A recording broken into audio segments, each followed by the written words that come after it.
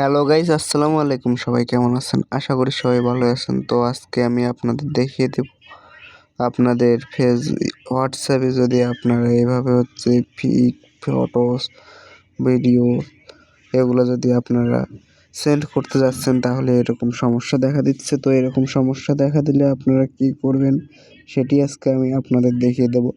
তার আগে আমার ভিডিওটি যদি আপনাদের ভালো লেগে থাকে আপনারা লাইক, শেয়ার এবং সাবস্ক্রাইব করে পাশে থাকবেন। ধন্যবাদ। তো এখান থেকে অপশনটি যদি যাদের এরকম হবে যে আসবে না, তখন আপনারা এখান থেকে সেটিংসে ক্লিক করবেন।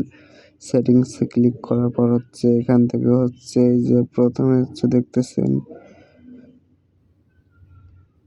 এখানে ক্লিক করবেন 2 নাম্বারটিতে। এখানে ক্লিক করার পর পারমিশনে ক্লিক করার পর এখান থেকে অ্যালাউ করতে হবে। আপনাদের অ্যালাউ করতে হবে এখান থেকে ক্যামেরা, এই যে ক্যামেরা, এটি অ্যালাউ করে দিতে হবে।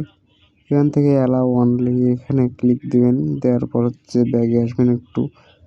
তারপর এখান থেকে আরেকটু কাজ আছে। এখান থেকে ফটোস অ্যান্ড ভিডিওস, এটি অ্যালাউ করে দিতে হবে। তো অ্যালাউ করে দিলাম। তারপর আবার ব্যাগে আসলাম।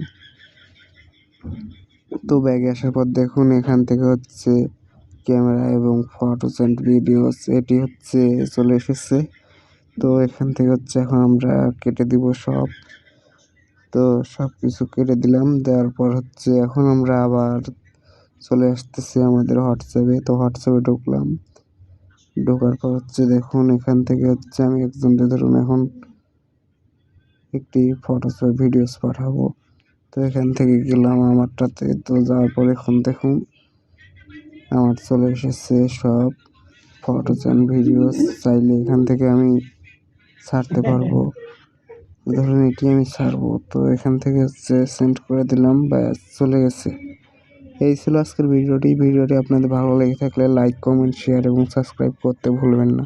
ধন্যবাদ।